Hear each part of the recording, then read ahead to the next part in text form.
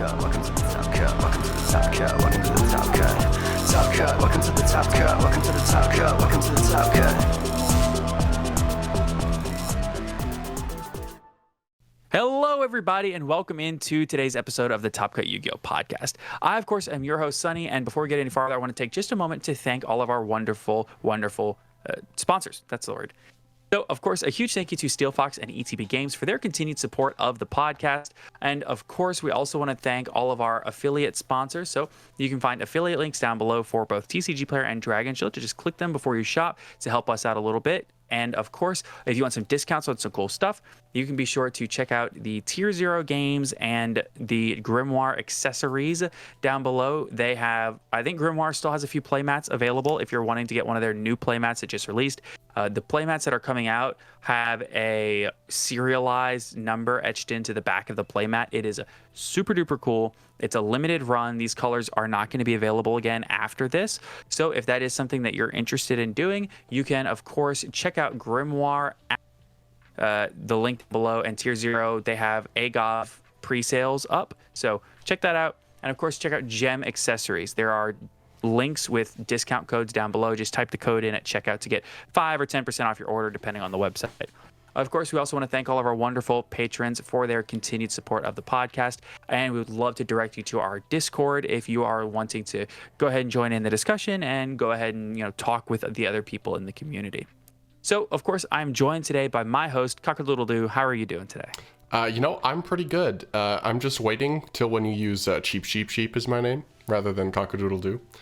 Well, now it's the last one. And fun fact, because you asked for it. Fun fact, we did actually used to play Cockadoodle-Doo in Synchro Dinosaur.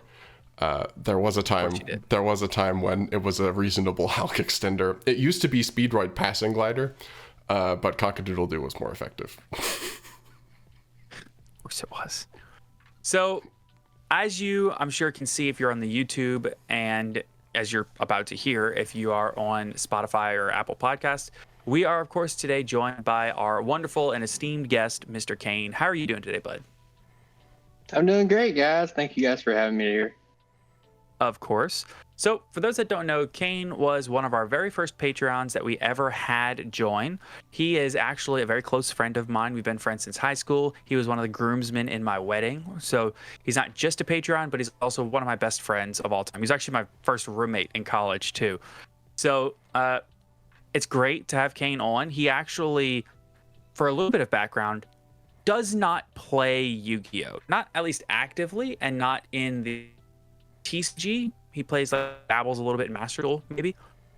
But with all of the discussions that we have had in the community surrounding the new player experience and how people that may not be super deep into the game like we are, how they view the game from the outside looking in, and what things that we as the player base or as Konami as the distributor, or not distributor, but maker of the game, designers, what they could do to make the new player experience more palatable, because I think we can all agree that there's a ton that could be done. But before we get into all that depth, I want to ask you, Cain, kind of a little bit about your experience with Yu-Gi-Oh, how you first found the game, and what has brought you interested into any aspect of it in the modern age. I mean, like you, I grew up on Yu-Gi-Oh. It was back in 3rd, 4th grade. The whole card sleeves, the binder full of Yu-Gi-Oh cards, everyone had. Grew up watching the show, and just kind of watching it evolve. And I mean, even the show evolved in a way I know you guys remember the dice stuff they were doing. That was real weird to me, at least. And I was they're throwing dice in the game now. But and then the modern age, yeah, the modern age is well, you started doing this podcast, and I'm we've talked a lot about it, and I was well, I'll at least try Master Duel, give it a shot, and try to kind of get back into it. But I can tell you it's super confusing now. Yeah. So what you're saying is, for those listening at home, that peer pressure works. That's what I heard. Peer pressure looks like it gets your foot in the door, but it doesn't get you all the way in. Yeah. So, go ahead, Skyhawk. No, that I didn't have anything good. Okay. Well, it's like is Master Duel like the format of that? Is that different than what y'all play at like tournaments in person with like TCG? Stop looking at me. Yeah. I'm not looking at you like that. It's been a heavy point of contention within the community since the release of the game. Is that there is no, like, Master Duel is not necessarily representative of what the TCG format that we play actually is, or honestly what it has ever been. It's, I'm not gonna say a completely different format, but it is pretty different. Yeah. Because I know, like, in one of your previous podcasts, you talked about how like the ban lists are different.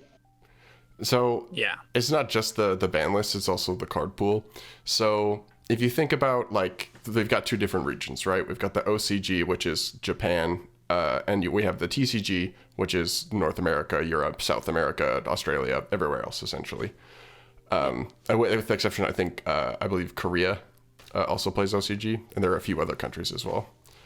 Although so Korea does, and I believe Thailand and mainland China. Thailand, I think the Philippines as well plays OCG. Yes. So they have stuff. They're probably like, they're at like the beginning of it. TCG card pool is like 6-ish months behind usually. Master Duel is like a full year behind the rest of the game. So not only is it like a card pool of stuff like we've all seen before, it's also, Master Duel is best of one. So you have a main deck and an extra deck, but you don't have a side deck to be able to swap in. So in person, it's best 2 out of 3, but in Master Duel, it's best of 1. So you end up playing, Master Duel is a very different game than the paper game, which is kind of weird and makes it difficult for people to transition from one to the other. Yes. And see, like, yeah, I'm like, the extra deck is even like throwing me off because I'm like, why is this an extra deck? Why do I need like why do I need it? Like, Valid. yeah, That's valid. That's fair. I'm used to the OG. You have one deck and you just draw your cards. So, not too well, actually, but to be fair, there was always like a secondary thing. It just used to be called the fusion deck. That's true. We just never used it on the playground because who's actually doing fusions, you know? As well, back when fusion monsters were like, I've got a Sandgan and like a Witch of the Black Forest. Let me make a Sandwich. And it's like, well, what does this do for me? I just used 3 cards to put up a guy that is Gemini Elf. That's cool. Yeah. Playground. Yeah. A lot of times the old ones, like the fusion monsters that were good, you had to play bad cards to make them, and the fusion monsters, and when the fusion monsters that you could make with good monsters, you'd rather have the good monster than the bad fusion. It was never you could never have both. So because it's like, why would I give up this card for like something that's like really only like 100 life points better, or like the effects aren't even there? Yeah. Yeah. So this is interesting actually then. So if you're coming from a place where your experience with Yu-Gi-Oh is like, well, I don't know what the extra deck is. What kind of monsters do you remember jamming? Like what are we talking, like Giant Soldier of Stone set pass? Or are we thinking like Dark Magician, like GX era? All right, we got that 2 tribute. Okay, so it's we're talking like 2002, 2003, like. Oh yeah, that's where I'm at. So, what was kind of the last thing that you do remember being like a thing that you was like, oh, this is so cool, whether it would be from the anime or other cards you saw? Like, where is the kind of like the end point where you're like, this is kind of the last thing I remember. Everything past that may as well be a different language. Who was the guy that Yugi always like his rival? Kaiba, so Blue Eyes White Dragon. Yep. I just like the last thing I really like remember that I was like cool was in like every 5 seconds he play a Blue Eyes White Dragon, and then all of a sudden he just had 3 of them, and it's like he merged them together, and it's like, cool, here's this thing. It's awesome. Yeah. Okay, so Blue Eyes Ultimate Dragon would be the last thing. Okay. Yep. Okay. That's the word. That's the card. Yeah. All right. And that's where I'm at. Got it. And you did recognize Jetroid earlier. So you maybe were like, cards wise, maybe you were a little tiny bit into like GX era, but that's about where it cuts off. Okay. Yeah. Do you remember any of the elemental heroes? Yes, I do. Okay. Because those were kind of funky. Yeah, I remember those. So we're a little bit into GX then. Yep. Yeah. So I mean, one thing I really wanted to ask you guys that I just keep thinking about is like, when are they going to stop making names for different types of summons? When is enough enough? Well, You got synchro, you got fusion, tribute, pendulum. Like, calm down. I think we haven't had one for God, when Link Summoning was like 2017. So we haven't had one for 6 years. So the pace of summons has slowed down. Well, okay, hold on. I would say the pace of summons has slowed down. Sorry. The number of types has slowed down in recent memory. They've kind of, I think, the way that design has been lately, at least, they're not. It doesn't seem like they're going to design new mechanics. It seems like they're just going to make the cards do whatever they want. So they don't have to come up with another way to have you summon monsters. But I do think that brings up something that is very difficult for new players, is that there's a lot of red herrings in learning the game. Like, I think one thing that happens when people try to teach other people is that they go, so here is like a ritual summon and an Xyz summon and a pendulum summon and a link summon and a synchro summon and a flip summon. And it's like trying to memorize all that information is an ineffective way of like giving people the mechanics. So it would be much better to be like, here is a deck. Here is what this deck does. Go forth and experience everything else the game has to offer. And then learn it that way. Right. Like, but it's even like, no matter how much you water it down, it's still so much information overload. So like you mentioned that you played a lot of Master, like not a lot, but like a little bit of Master Duel. How did you feel after Master Duel? Like, what was it like? You ran into a match in like a casual ladder and you were like, what the hell is happening?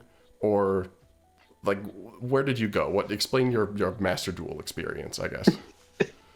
Well, I started off with the one deck, and then I basically just used the gems to buy all these starter decks. And I kind of just jumped around back and forth, basically just getting used to the deck and trying different things. Like, once I finally figured out like the pendulum summon aspect, where it's like, oh, the numbers mean something, I was like, cool, I have this now. And then I tried a different deck and complete like 180 compared to that. But I never really played the casuals. I always go full into it, so I just played nothing but ranked matches. Just dive right into the deep end. Good move.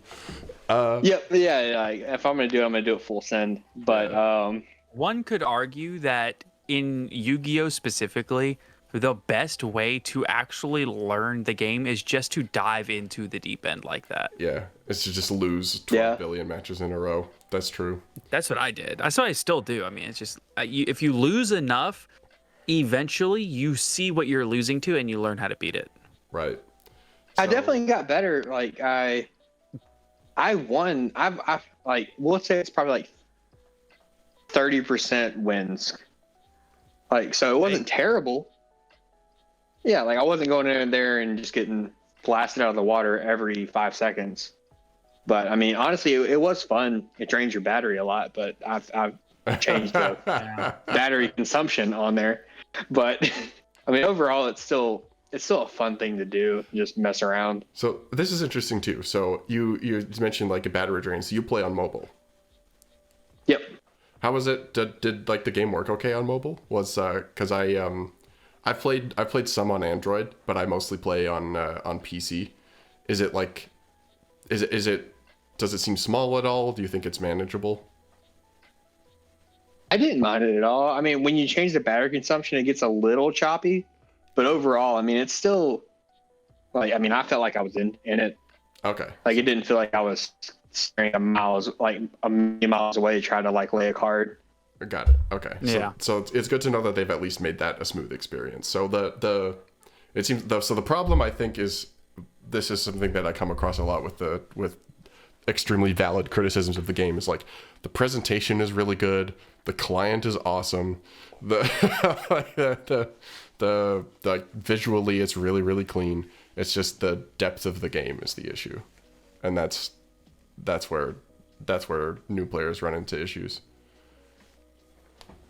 So you played the initial tutorial in Master Duel, right? Like there's a certain amount of tutorial that like you have to go through to be able to do like ranked games and things of that sort, right? So when you played that tutorial or however much of it you got through before you were like to the ladder, when you played that, how did you feel as a, I guess you could say returning player, but really like kind of like a newer player? How did you feel the game did at actually explaining to you how the different mechanics work, or how what you can expect in a game state, right? In a game flow. So I'm not gonna lie, like to get into like specific mechanics, you have to go further than I did in the tutorial. It gets to a point where like I'm trying to go through this tutorial and it's telling me things that are like super, super basic Yu-Gi-Oh, but it's not letting you click through them. It makes you read, and it got super frustrating. So I was like, I just stopped all of them and gave up, and then I just started playing around. Truly, I learned the existence. Yeah, the pendulum summon thing, like learning how to like balance your pendulum. Like I learned that on my own, just playing around. Sure. So did any of the mechanics kind of stick out to you as like, I like this seems fun?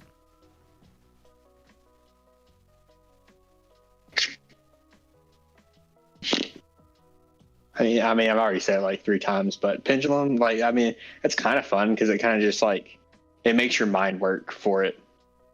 Yeah, you gotta line up your scales, keep the extra deck, and it is also satisfying to just slap a bunch of big guys on the board. Like, yeah, I got my numbers right. Here's a bunch of 2,500 big bozos. What you got? Yeah, like you can lay your normal summon and then pendulum summon a monster, and then guess what? Like you can go to your extra deck now and maybe pick up something. Yeah. Like it's kind of fun that way, and you can just lay down like a bunch of cards at once, and then your opponent's like, man, what am I gonna do now? That's actually that's fascinating, because it's like, I feel like that's the opposite experience that I hear a lot of people have with Pendulum. But you're also coming from a place where like the last thing you remember was like old kind of Duel Monsters era Yu-Gi-Oh! So you don't have experience with the other mechanics. But it feels like anybody who like tried Synchro or tried Xyz back in the day comes to Pendulum and they're like, well, this is stupid. Why are we doing this? But so it's interesting. I still hate the pendulum mechanic for that exact reason. That's so it's fascinating to hear that for somebody who's like completely like almost brand new to anything in modern Yu-Gi-Oh, that pendulum is the thing you were drawn to the most. I think that's really fascinating. Well, I mean, even your pendulums down there can have effects on your cards that you've had summoned on the field. Mm-hmm. Yeah, no, it's like, I think spells are monsters. It's cool. I think I never would have thought about it this way, but I think pendulum actually is a really interesting mechanic for newer players, because on the surface, it is kind of like you said a minute ago, Skyhawk, where you have what is essentially, hey, you put the blue one on this side, and it's a 1. You put the red one on this side, it's a 9, and you can summon anything from 2 to 8 from your hand for free. You don't have to, right? You don't have put to all these idiots on board, and you go. But it's a mechanic that, like, as you scratch deeper and deeper and like dig deeper and deeper into the depths of the mechanic, you can do a lot. So, Cain, you might not realize this. Some of the most like notoriously solitary combo decks in Yu-Gi-Oh are pendulum decks, because when you can generate all of that free advantage by just summoning a bunch of guys, in addition to pendulum decks always having had this thing where it's a very usually from your opening hand, the entire rest of your main deck is very accessible, just because of like the way that the mechanic plays inherently. They search and go get all the cards that they need very easily, which most decks do. But Pendulum, it's very much like a pile, right? It's not necessarily like, this one archetype of cards with this one archetype. It's more, these are like Pendulum is its own type. Does that make sense? Like you might have. Does. Okay, yeah, because like synchros, you might have, this deck type. Like I play Sword Soul, and it is a synchro deck. Yeah.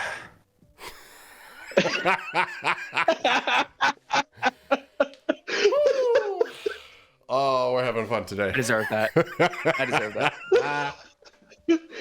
So I've been listening. Yes. Well done. Well done. Okay. Yes. Well done. I still play Sword Soul 2 years later. But Sword Soul is a synchro deck. And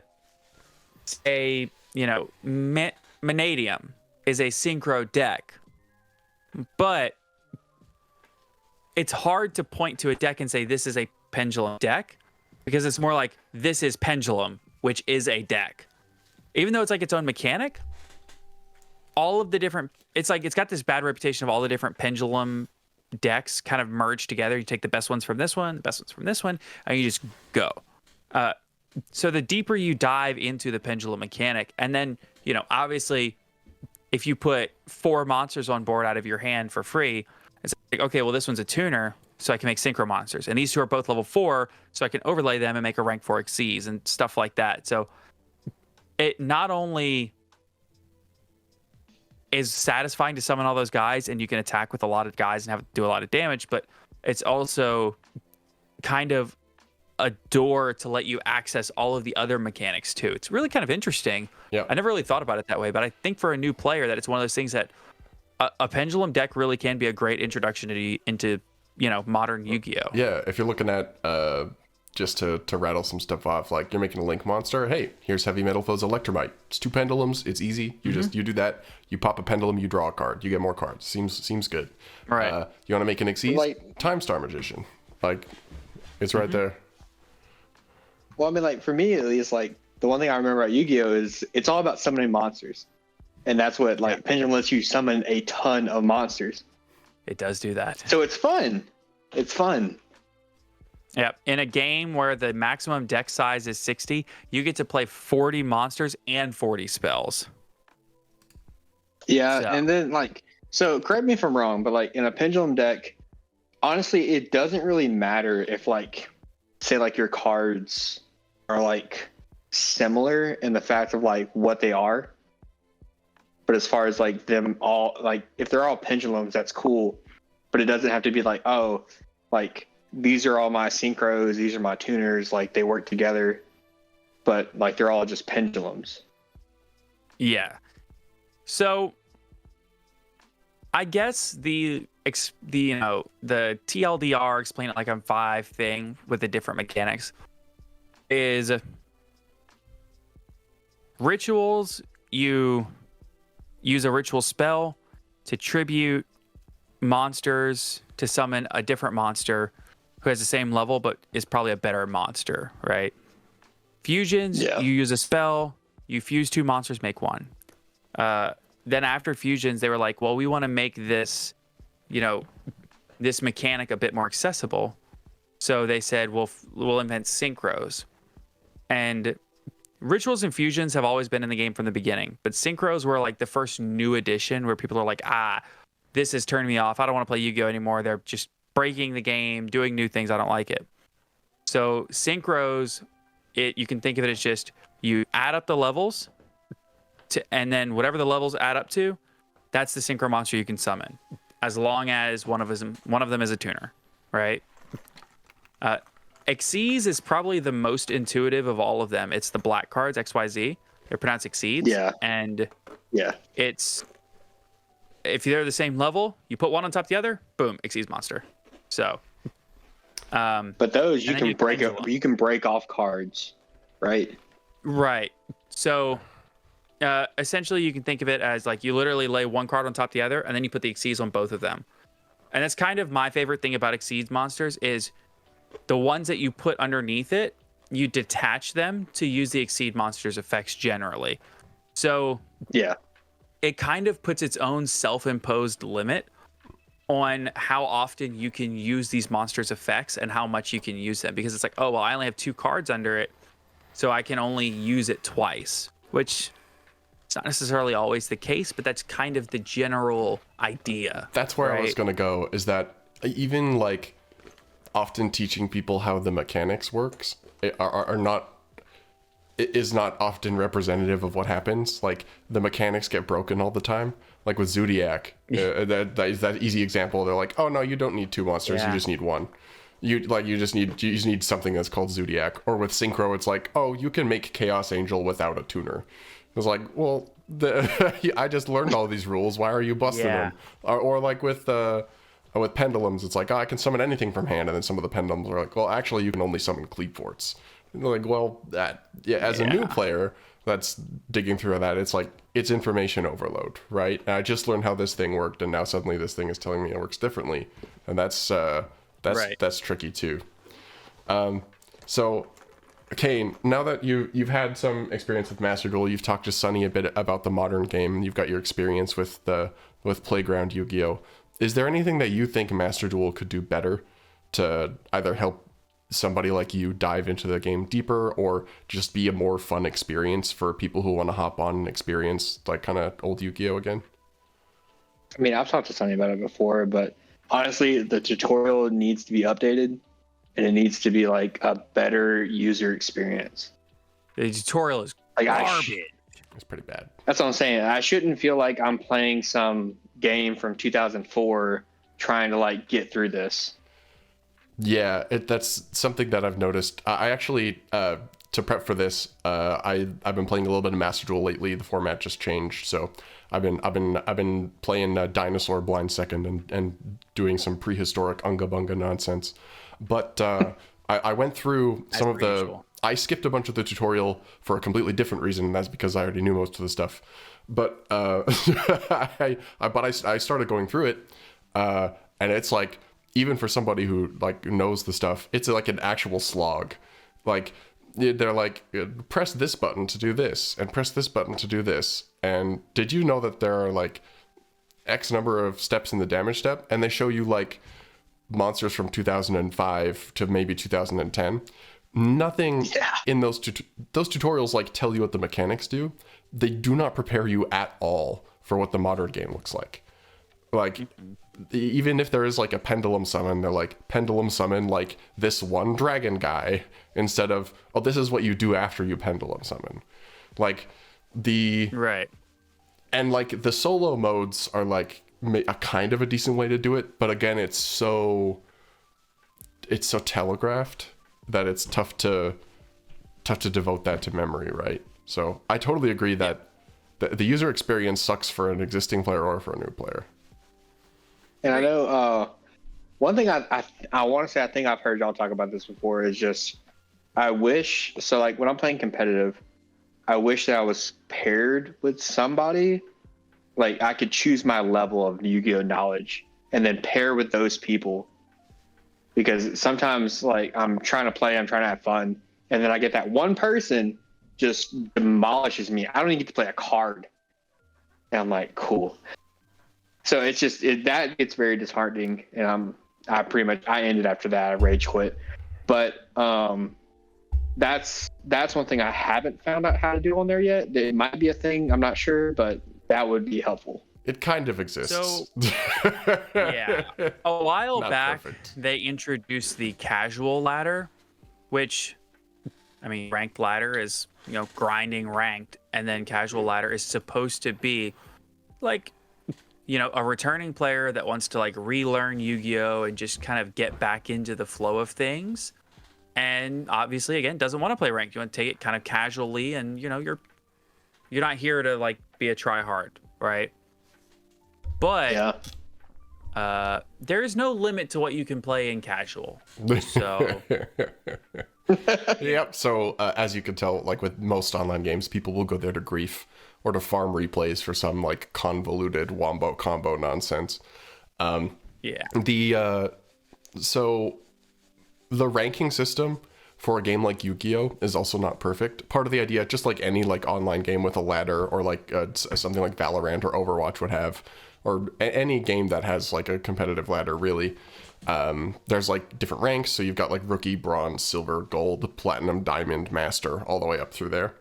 But the problem is that a lot of the time you can still encounter players who are doing like meta tactics at those levels. For example, I'm someone who maybe like plays really hard Master Duel for a month and then doesn't touch the game for 3 months. So when I don't touch it, I de-rank a lot. So I am someone who's very competitive, and I'm in like rookie and bronze playing against people who clearly like are not playing something that is as strong. And it's just like when there is like even just like, because Yu-Gi-Oh is so fast, if there's an inch given, you take a mile. And when there's like, even if the gap between decks is like this, it's often like super insurmountable, especially for somebody who like is maybe encountering the cards that I'm playing for the very first time and has never read them before.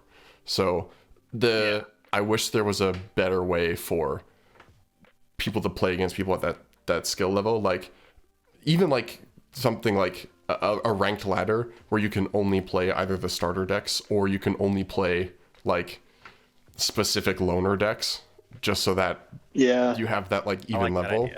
So yeah, it sounds good. They've had some festivals where it's like you can play one of these 3 decks and they just give you the deck to play. And that's I think a ladder that does that might be effective.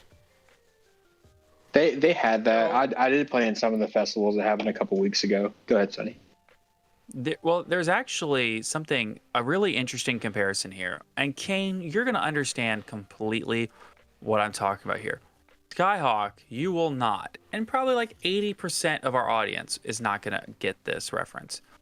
But of all games, Clash Royale, they run into a similar issue where a player that has been playing a long time has all of the different troops and cards, essentially they call them cards, and you have troops. So they're troops. So you have access to all the different. Well, I know in Clash of Clans it's troops, but I thought in Clash Royale it was cards. Anyway, Royale is cards. My bad. Go ahead. Yeah. So when you're in Royale, you don't start out with the whole card pool. You only start out with like a few, and as you work up the ladder, obviously everybody starts at the bottom and everybody works up. And, but my ladder position never changes. So if I go in right now, it's like everything up to 4,000, you can leave for 10 years and come back and you're still where you left off. But once you get above a certain point, so say you get above 4,000, it's like, okay, well, at the beginning of every season, everybody above 4,000 resets to 4,000. And then from there, the grind is to go 4,000 and climb up and get as high as you can by the end of the season. And there are, 10 ranks above that, but everything below that, you don't lose unless if you lose games, you go down in rank. But if you stay at 3,800 and log off for a month and come back, you're still at 3,800. Does that make sense? So it's like casual ladder up to a point, and then everything past that is essentially a competitive ladder. Also, they do the loner thing there as well, where it's like, oh, I don't have this deck. Here's an event where you have to play like this deck, or it's like a draft format that they build into it where it's like you might not have the cards, but you can draft any cards that they provide. I think that events like that, where they either loan things to you, or maybe a split casual competitive ladder, something like that, would honestly, they could really take inspiration from Clash Royale. It's a well-designed game. As much as people like to make fun of it, it is well designed. Well, like Sonny, I haven't played Clash Royale in probably 6 months to a year. But I could go on there right now. Yeah, but I could go on right there right now. Like you said, like my trophies would still be the same, and I could go into a match and I would demolish those people because like of my past experiences, and what I know, but also because they're climbing the ladder now, and I'm coming back to it. Yeah, but you are still like at around like 4,000 plus, right? Yeah. So you probably aren't really going to demolish people all that often because at the beginning I do every time I get back on. That man's at the the beginning goat. of the season, sure, you're gonna. It's like, okay, if I spent 6 months getting to that 4,000 threshold, and then the season resets right as I get there, I'm gonna get smoked for a while. But as all the people climb, everybody left around that 4,000 area is like rank, 8, 9, 10. So, if you're rank 14, you're going to climb out of that area really fast. And like the vast majority of the games that you get into are going to be fairly representative of your level. Yeah, fair. I guess that's a theory anyway. I guess in practice, you do end up getting on there and just smoking people. As somebody who has never played Clash Royale before, I'm on Cain's side here. I think you should stop being a doubter, Sonny. Okay. I do. I honestly do, though. I mean, I believe if a person plays Yu-Gi-Oh. Well, I mean, if a person plays Yu-Gi-Oh and it gets good and gets up to, just for example's sake, gets up to 4,000 trophies in Yu-Gi-Oh, and then they stop playing for a year, and you get this person that's playing for 6 months, play and gets up to 4,000 trophies, and then they face each other. Who do you have the bet on? That depends. That's actually a really hard question. I was going to bring this up, because stepping away from Yu-Gi-Oh for a while, you don't lose the fundamentals of the rules based on what you pull out, but the biggest thing for people when trying to catch up to the game is just learning what all the cards do. Especially if you're somebody who's trying to either be competitive or even just go to a locals and be competent, even just stand a chance. You have to learn what 10 new decks do and what all of their cards do, because this is something that MBT has described before, and I think it's really accurate. There are cards where if you, say your opponent Nadir Servant, I think was one of the best examples of this.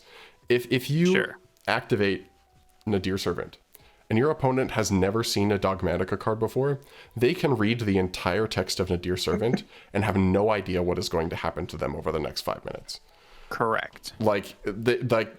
Unless you know what all 20 cards that are in that deck do, you are never going to understand what is going to happen until you actually see it play out.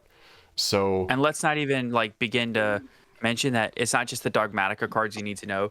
You also probably need to know what the Shadal cards do and things like that. Yeah, if you've never seen Alistair the Invoker, get ready. It's one of those where it's tough to say who would win between somebody who's been actively playing for the last 6 months and knows what everything does, between someone who's stepped away for a year, knows everything beforehand, but doesn't know what the decks people are playing right now do. And then you take... I'll be honest. I'm inclined in Yu-Gi-Oh! Specifically to say the person that's been playing for the last 6 months probably wins. Really? Unless that person took a break for a year and has been playing for 10, the person who's... Because Yu-Gi-Oh! Or unless they're playing Sword Soul. True. that got better. So what's interesting is there are some decks that have longevity at the rogue level. So I think people who end up playing those decks stick around for a long time.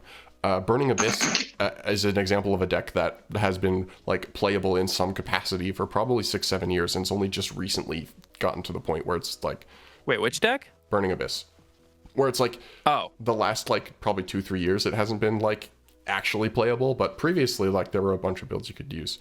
Sword Soul is a deck that's like that, where it's essentially infinitely playable so long as you get the fundamentals. So there are strategies that you can play where it's if you step away from the game you can come back and adapt, but for So when's somebody, the last time Sword Soul was topped in a tournament? Listen, we don't. First off, this month. Second off, we don't need to get personal. I disagree. I think we should get very personal. Whoa, whoa. Okay, Pet Decker, hold on. Hold on. Yeah. Sorry, I believe I have. When was the last time Fluffle Sorry. topped? When was the last time do you Dino have- topped? sorry, Okay, sorry. hold on. The last time Dino topped was me at a regional a month ago. You. Who do you think you are? Yeah. Can you listen? I Yeah, y'all talked about that. Yeah, who do you think? Was it top 8? It was. Top Yeah. 8, Skyhawk got top 8. I got fifth Yeah. at a. Now, to be fair, it was a 100 player remote duel regional, so it's not like I'm not breaking the barn door down or anything. But You don't have Better to than tell I that to people. and to be fair, Fluffle has not topped anything since David Vasquez, so it's been a hot minute. Unless the Master To be Seed. fair, that's a representation issue, not like a deck issue. Yeah. But yeah, it's weird because it's a whole other universe, right? Like even like Yes. one problem too is that I think a lot of casual spaces where people go to learn the game get infested with competitive players just because it's the only thing that Yu-Gi-Oh has ever been is competitive. Like my locals actually had for quite a while as like an experiment a casual night where it was like you can't play meta decks. But the problem is that a lot of people who go to play at those events will just play bad decks, but they'll be like optimized. So you'll have somebody learning with a pile of cards going against somebody playing something that's lower powered, but who knows how to do like everything inside and out. And so that Yes. gap still causes a problem. And then like I have played against somebody who showed up to a locals with like it was a really old Dark World deck. And they were literally, it was like normal summon snow and then do nothing. And I was just like, I just killed them with like a bunch of giant stuffed animals. And they were like, That's the deck. and then they were like, hey, can you like help me fix my deck after I like beat them in like 2 seconds. And I looked at it, I was like, we need to like, I have to spend like 10 hours with this person to get them up to speed and to like, if I'm thinking about everybody else who's sitting in that room and playing, I'm like, it is going to take a lot of time to get there. And not having a space where people like me who are more competitive are willing to like let go of trying to win in order to help people feel like they can be welcome in a community and not just get stomped on every time is a challenge that we got to confront because we've always been incentivized to win. I think that that's something that Magic does extremely well. And part of it is almost entirely due to Commander's existence. So, We don't have that. Cain, you've probably never played Magic, have you? No, but I know people, and I know that Commander is the most popular form of Magic. It is. So, Yu-Gi-Oh! Essentially has like one main way to play the game, and it's called Advanced. There is technically a traditional format that doesn't really exist. So Advanced is just, we follow the current ban list. We do the thing. If a card is banned on that ban list, we can't play it. If it's limited, we can play 1. Semi-limited, we can play 2. Anything else, you can play 3. Anything from the first set in the game's history, Legend of Blue Eyes, until now, is fair game, which is one of the biggest issues with Yu-Gi-Oh! But because of that, and because we don't have set rotation, we don't have alternate formats for people to play the game in different ways that are less competitive. So, like, that's what Commander does so well, is that they have that format. And every card is limited to 1 copy. And the format, you don't have Commander tournaments. Commander is set up to where you can play it with 4, 6, 8 people. It is 100% a casual format that exists for no reason other than to just have fun, which is horrible. It's the worst. But it's good for players that don't want to go pay $20 to get into a tournament and then just get destroyed because they haven't been playing the game for 10 years. So I will say, I know one thing that Magic has over Yu-Gi-Oh. I'm listening. careful. Like Post Malone has never bought a Yu-Gi-Oh card for $2 million. That is true. That is true. Yeah, that's true. We had Tyler the Great Warrior sold for like 380K. That's not bad. That's chump change. 300. It was 320. It was a 320, something like that. Yeah, it's definitely not the One Ring 2.8 mil. No, it's not. No, but it is absolutely. Oh, what? Sorry, go ahead. Go ahead. No, I was just gonna ask. Making an executive decision. Cain, you talk. Is there a thing in Master Duel that teaches you how to actually build a deck? No. Nope. So, that's the thing, because I don't want to use these starter decks anymore because I'm getting demolished by people who make their own decks. But also, I don't know how to build a deck from scratch because I don't know how all the monsters work together, or the spells, the monsters, all of it. Yep. So basically, I just have to have somebody hold my hand through it. That's a great point that I wanted to bring up, and it's something that got touched on in both the Raran video and MBT's response to it, and Farfer's response to it, and everything in sense about that is there shouldn't be an onus on a new player to go out and find someone to teach them these things that should be inherently present within the design of the platform, right? So Master Duel is like a free to play game, quote unquote. Like it's free. Anybody can download it for free and just jump in and play. And it is built as such to where they want the barrier to entry to be as low as possible. So you have people that say, oh, well, this game is free. I can just hop on and play it. And wow, they boot it up and it looks beautiful. Like Master Duel is a really good looking game. Like the production value is very high. But then they get in and they start playing and they run into these issues that you're talking about. And they should be able to, by just booting the game up and playing through tutorials and solos and things like that, and going through these different modes and things, there should be a certain amount of, you don't need to go find the resources to explain. Like, Konami should not expect people to go look for other people for resources. They should be able to provide the resources within their own game to learn how to play said game.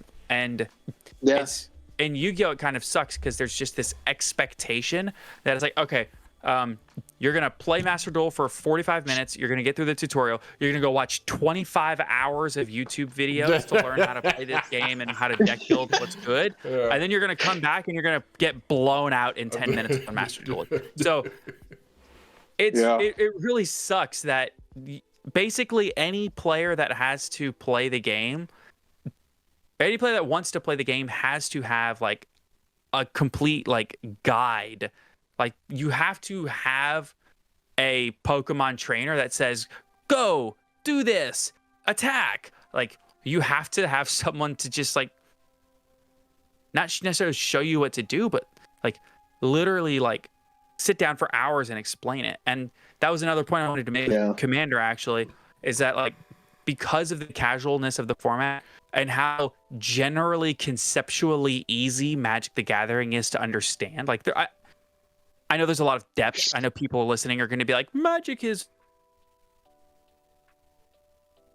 to the game that can be found. But as a whole, Magic is a game that on the surface level is way easier to dive into than Yu-Gi-Oh! It's like, here's 60 cards. This is mana. This is your resource. This card says it costs 1 mana. You use 1 mana to play it. This card costs 2 mana. You use 2 mana to play it. It's like, boom. You're playing Magic. That's the whole game, right? Whereas in Yu-Gi-Oh, how do you build your deck? Oh, here's your commander color. That's all your cards colors. Yeah, exactly. It's like, well, how do I build this deck? It's like, what's your favorite color? Green. Okay, cool. Here's a green deck. Here are green cards. Yeah. Go. Yep.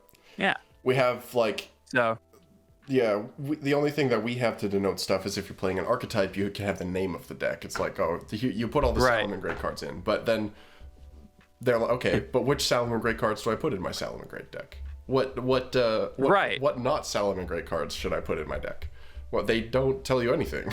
They're just like, here's how to do Gazelle. Go have fun. And they don't tell you, like... I mean, like, honest... Oh, go ahead. I was just like, if Master Duel did something where it was like, oh, hey, here's 1,000 cards, make a deck. And then every time you picked a card, it was like, no, that doesn't go with your deck. Try again. Oh, yeah. And then it like when you pick a card, it's like, oh, yeah, this goes with it because of this.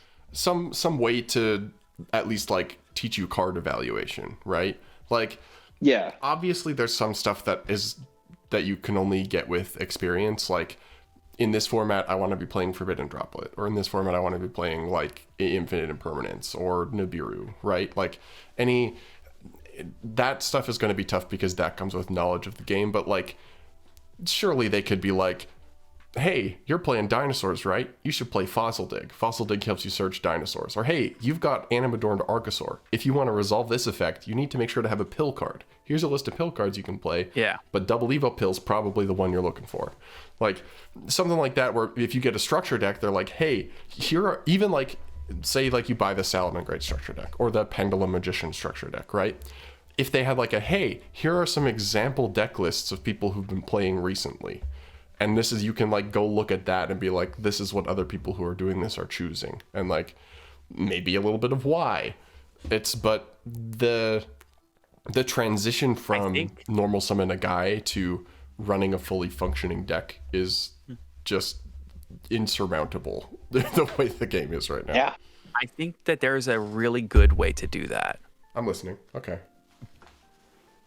You go in and you say, okay, I want to play Salamangreat cards. I want to play a salad deck. Okay. I go to the little search bar, Salamangreat. All right. Give me an option to sort by how much the card is played. Right? Usage statistics. If a card is played, okay, let's say Salamangreat Gazelle, it's played in 3% of decks. That's not a lot. But it's played more than any other Salamangreat card, right? Okay, click it in. Okay, this card's played in 2.8% of decks. Well, that's probably the Salamangreat decks pretty much all play it. Oh, this card's played in like 0.2% of decks. Yeah. Okay, well, that means that card is not even played in Salamangreat, right? Being able to look I think at being able to something sort by card usage would be crazy. Yeah, doing something like because I feel like a lot of people just start reading like a bunch of cards that are not going to be very helpful. It's like, oh, actually, some people are playing Dark Ruler, and then that comes to the top of your list instead of like Axe of Despair and Riryoku and just a bunch of like ancient cards that do nothing. It's they just give me something to help me out. Yep, I totally agree. Okay, Oh, go ahead. Well, I was gonna say, I have a question, Cain, which is, have you felt after playing some Master Duel as like a new player, have you felt the urge like, oh, I played Master Duel, this interested me, I think I'm gonna take the next step and either do research into the card game to maybe get better at Master Duel and like try to like grind, or have you had maybe the inspiration of like, hey, Master Duel, I had fun. I think it could be a fun game to play. Let me maybe go to my local card shop and try to like see, how I would do playing like paper Yu-Gi-Oh. Because I think that playing 2, 3, 4 hours of Master Duel is kind of a great gauge of how much a new player is willing to really like put up with if they want to play the game. Because like there's a certain point where you play the game and you're like, it's too much. I don't care anymore. I've like, eyes glazed over. I've stopped reading cards. I don't care. Just, I don't want to do this anymore. And then there's another path where it's like, oh, this is crazy. I enjoy this. Like, I want to go to locals. I want to go, deep dive into this. So I'm kind of wondering which path you've, feel like you're going down. I will say I'm still working on it. I still I need to play more. Grand total, honestly, I probably only played maybe like 2-ish hours. Like if you combine everything totaled up of like Master Duel. But I mean, am I interested? Yes. Have I went to Walmart and been like, oh, my Yu-Gi-Oh 10? Yeah, I bought it. Don't judge me. It looked cool. It was gold. I bought it. Oh wait, you did buy it? Yeah. Okay, happy that you got paper cards. If you're buying a product, the Megaton is probably not the worst. Any chance it looks like this? Yeah, exactly. It looks exactly like that. Yeah. That's exactly what I got. You read my mind. Yeah. I'm kind of curious as to what cards you got out of that. Oh, I looked them all up. They're worthless. I looked. That was the one thing I was like, man, what if I got a gold mine out of this? I hit the lottery. No, I think the most expensive card was like $2. Yeah, the tins are. I got gypped by Walmart. Yeah, I guess the quick explain. The tins are like they're the reprint sets. So the tins are like so they reprint all of the good cards that don't have reprints yet, or not always good cards, but most of them. So sometimes those can hold value, but over like a longer period of time, especially the gold ones. So if you got the gold ones, those were last year's tins. And depending on the tin you got, it might have been 2 years ago. So some of those cards might not be as relevant anymore, which is why their values dropped. And as you can tell, it's been 3 years ago. Yeah. So as you can tell, that there's a lot to keep track of when we're looking at like it was an impulse buy. It's fun. And that was one thing I was gonna say too. Is like, when is enough cards enough? The rotation debate. We don't need to make this. We don't need to make this Sunny, personal, sorry. okay? It's been sorry. So it's been like 6 months of you trying to organize your collection, and you just finished the trap cards. Listen, okay, hold on. There's been a lot of me not doing anything about it. Not because I don't want to, but because I can't make myself because it's too many cards. But there's been a lot of me just like stalling and not actually doing the sorting I should be doing. If I actually sat down and did it, I could finish it in less than 20 hours for sure. All right. So honestly, that wasn't a jab at you. That was just a jab at the overall amount of cards that Yu-Gi-Oh has.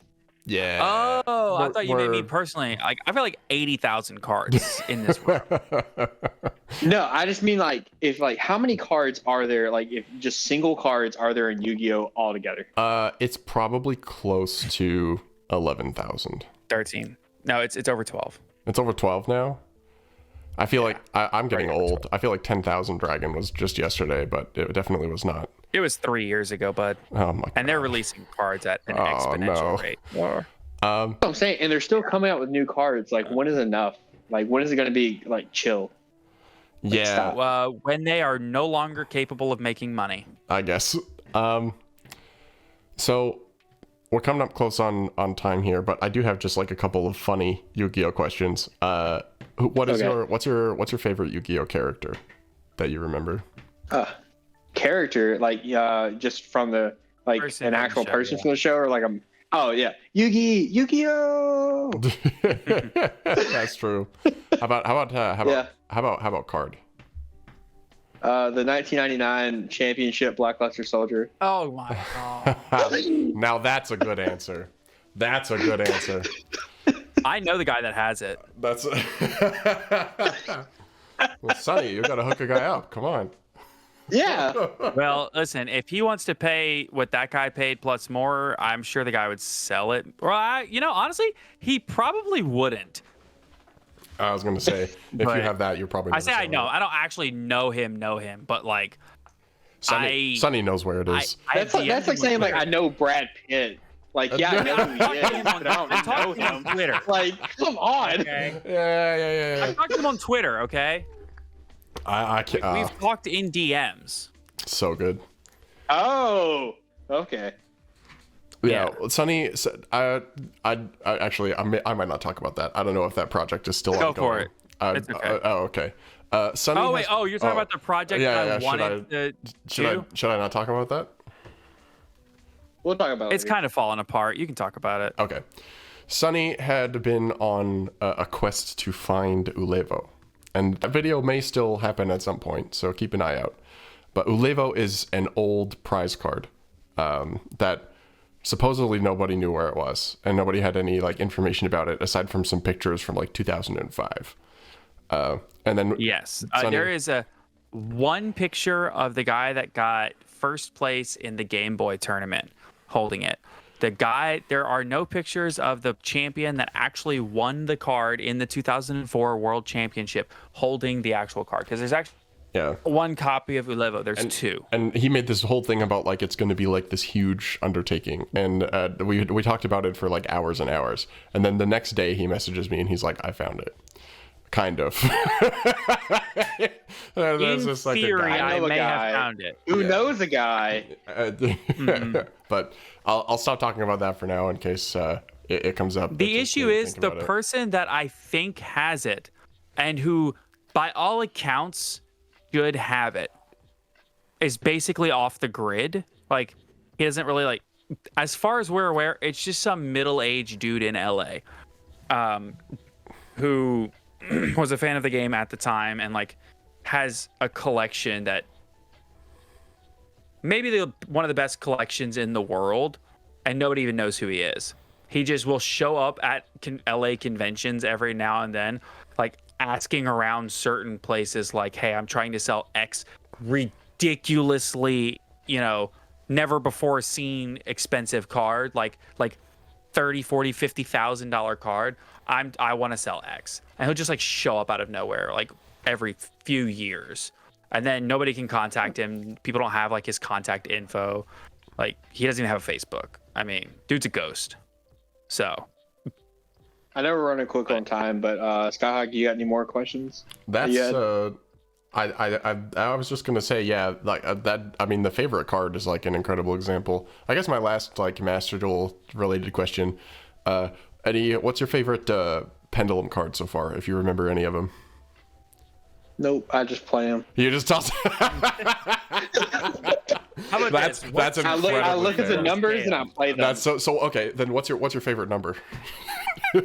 Yeah. I try to get the biggest number, That's obviously. the biggest. 0 number. through 12. 0 through 12, though. That's like all we can do. Well, I like the spell that lets you increase your pendulum like 1 and lower the other one 1. I like that spell.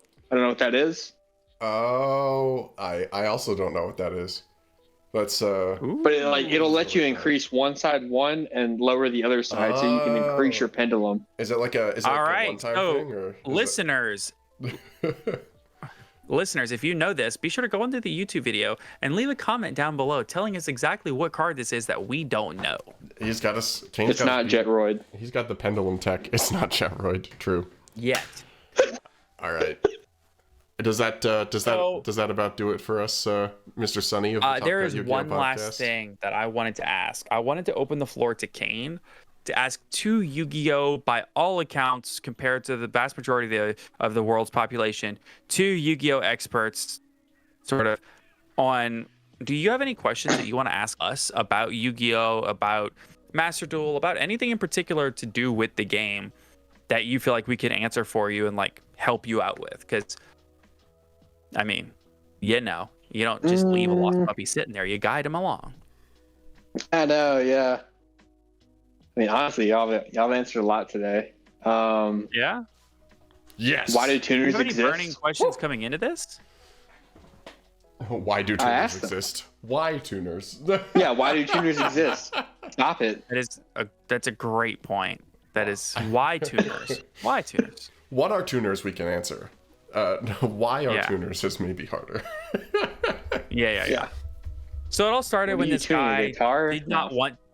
It all started when this guy did not want to use the name Hope for a card. Oh no. maybe we can tell listen, that story at a different time. Yeah, it all started when this guy didn't want to use Hope to name a card, and it ends with Clowncast. That's all you need to know. So, listen. I'll explain it to you some other time, Kane. So listen, hey, Yeah. Kane, thank you sincerely so much for hopping on, and thank you for the literal years of your support on Patreon. I appreciate that because you don't really play this game. you just wanted to support a friend's endeavor and a friend's dream of doing this, and you've always been there to support me. Groomsmen at my wedding. We roomed together in college, even though we didn't like super know each other. We knew each other in high school, but we weren't like best friends.